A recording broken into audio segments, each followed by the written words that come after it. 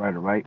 Shalom, shalom. I'd like to start off by saying Barakatah Yahweh, Barakatah Yahweh Shai, Kol Haloyim La, Yahweh, Bahashem Yahweh Shai, Bahashem Brakakwadash. Double honors to the elders and apostles of Great Millstone who rule well. Blessings and salutations to the hopeful elect that's scattered abroad, the Akim and the Akwat that's listening in. Yahweh Ratazah, Lord willing, that the lesson is edifying. The brother Shawab One back at you with another lesson.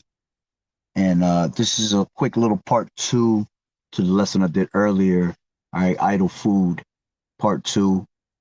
Okay, expounding some more.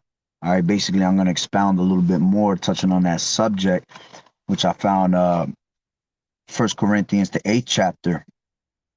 All right, and like I said, it's going to be a short little video. All right, but this is another chapter talking about things offered onto idols, okay, even as much as food, okay.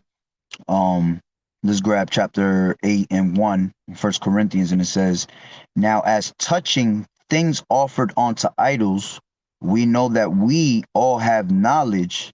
Knowledge puffeth up, but charity edifieth.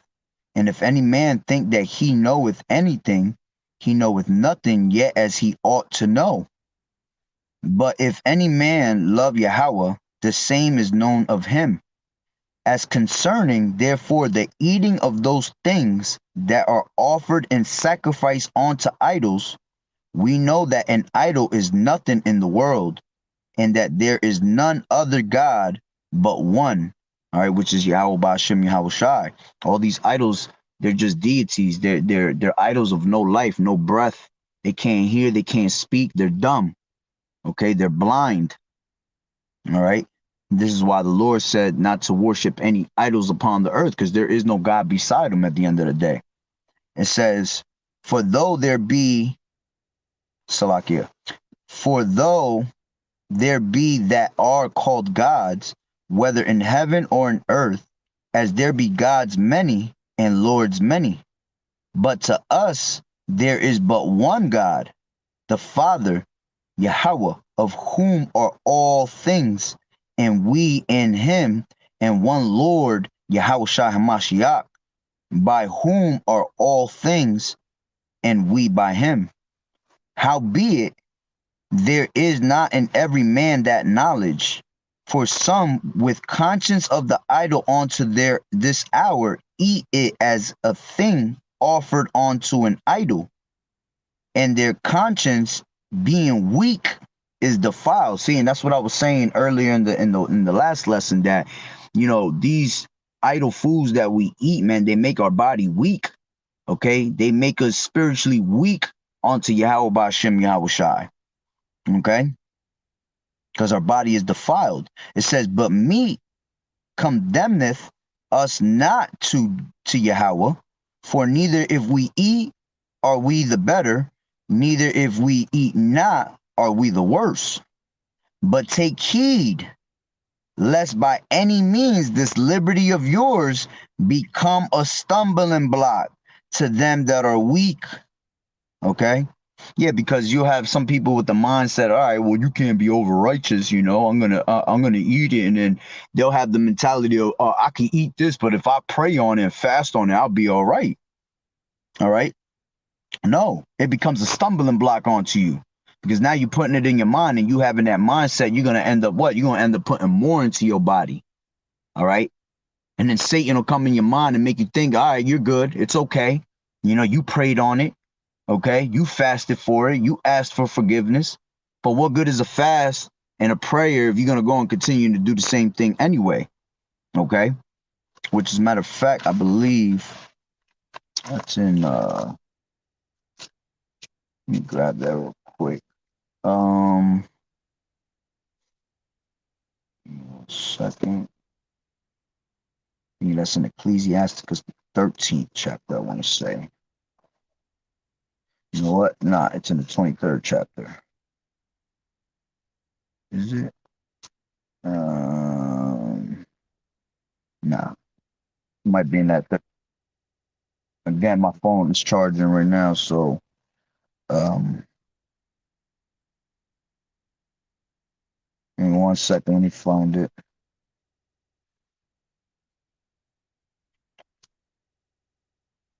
It's,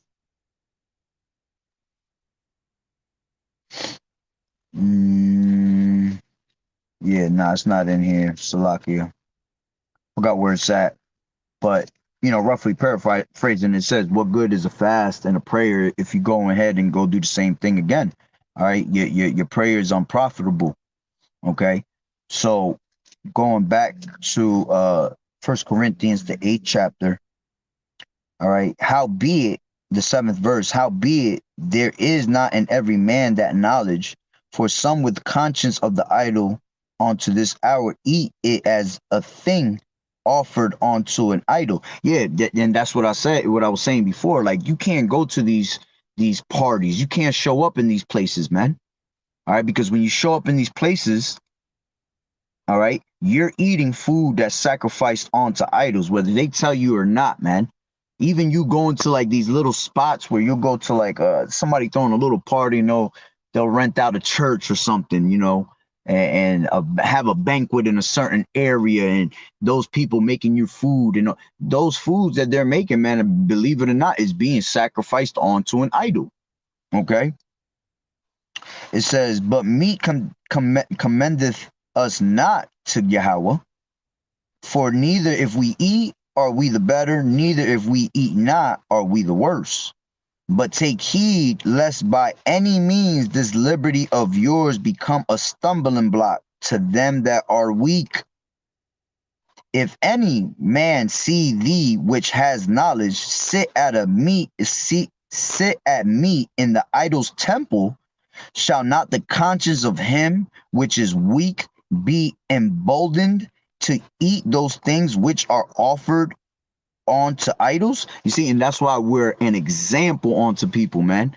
Because us showing this example to the people, we're showing them how to maneuver in the society. So here it is. We're gonna go out there and preach not to eat idol foods, but then you catch me inside a whole temple that sacrificed onto idols, eating the food in that temple. You see, that's not me being an example onto the people. We have to show these people, all right, the manner of life and which way they should be moving in. All right. It says, and through thy knowledge shall the weak brother perish for whom Hamashiach died. But when ye sin so against the brethren and wound their weak conscience, ye sin against Hamashiach. Wherefore, if meat make my brother to offend, I will eat no flesh while the world standeth, lest I make my brother to offend. And yeah, that's pretty much why it's better to just stay away from these meats and things like that, man, and follow the dietary law that the Lord had given you, man. And even though we're allowed to eat, steak and chicken and those things today, man, are not to their potential. Those things are definitely also offered onto idols. This is why we have to pray upon our food when we eat, man. Because if there is something in that food, you want Yahweh Ba'Shem Yahweh Shah to cleanse you from that. Okay. And another thing that people eat in our society, man, especially, Jake be trying to eat them like Esau. They're not gonna sit there and eat straight raw meat, but they'll order the shit medium rare. That still has blood in it. All right. The Lord said that not to eat the blood of life thereof, man. You're not supposed to eat. You're supposed to fully cook your meat to being well done. There should be no pink, no red in there, man. If there's red in there, that juice is blood. Okay, that's a sin that you're eating on that. Okay. Let me grab this real quick because that was the end of chapter 8. That was what I pretty much wanted to grab. Let me grab Acts 15.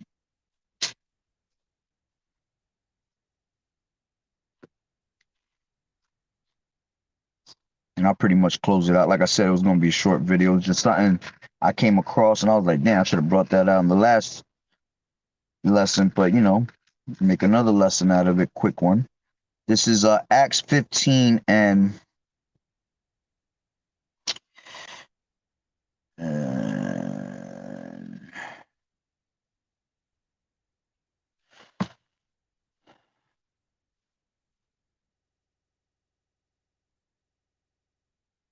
I'll start from 17, and it says,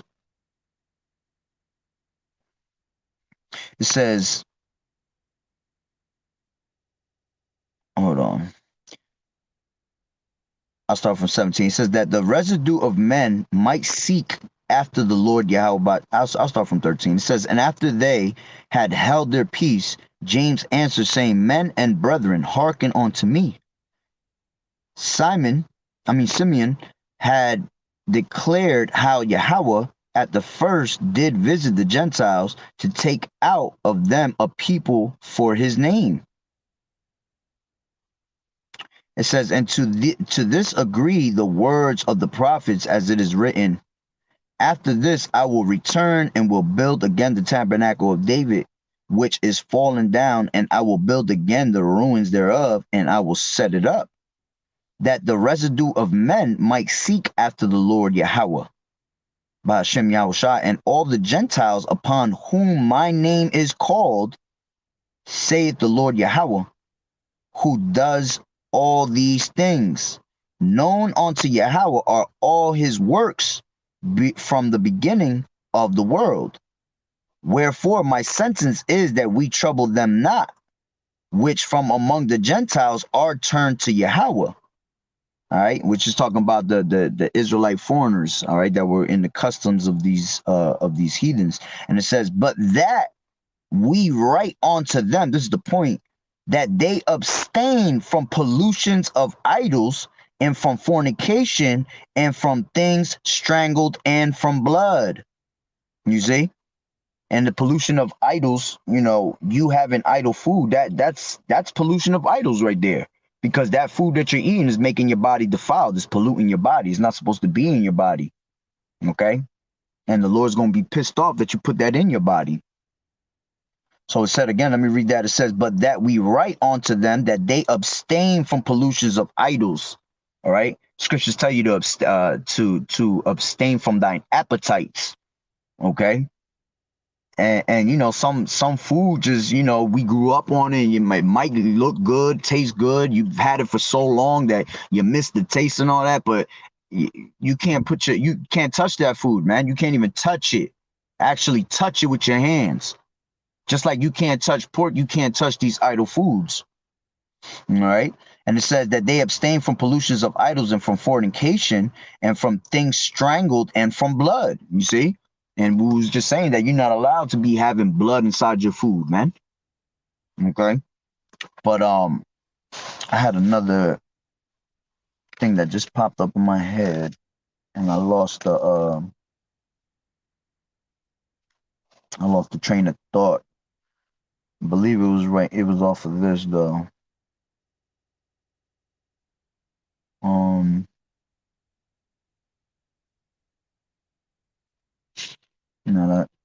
No, that's not it. But yeah, that's pretty much the point anyway. Like I said, it was gonna be a short video. It's just I was expounding on a little bit more. All right, talking about these food these idols that are, these foods that are served onto idols.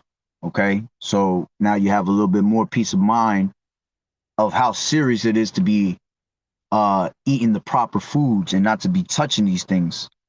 Okay. So, hey, Lord willing that the lesson was edifying. So with that being said, Barakatah Yahweh, Barakatah Yahushai, Call Haloyim La, Yahweh, Bahashem Yahushai, Bahashem Rakak Wadash. Double honors to the elders and apostles, great millstone who rule well. Blessings and salutations to the hopeful elect that scattered abroad, the Akim and the Akwat that was listening in. Yahweh Ratazah, Lord willing that the lesson was edifying. The next one, Shalom.